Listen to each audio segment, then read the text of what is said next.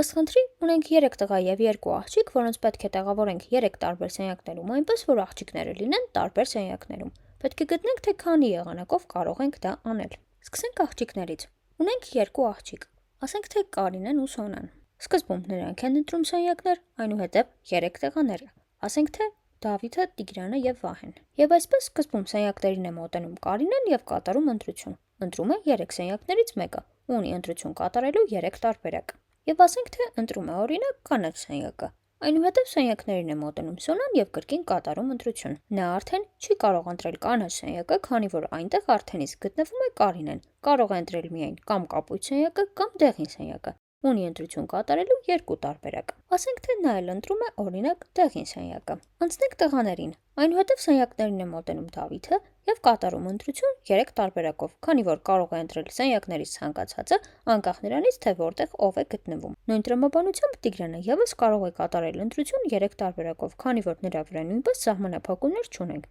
Վահեն եւս կարող է կատարել ընտրություն 3 տարբերակով։ Եվ այսպես մնում է միայն օգտագործենք բազմապատկման կանոնը, քանի որ ունենք անկախ ընտրություններ եւ ընդհանուր տարբերակների քանակը ստանում ենք 162։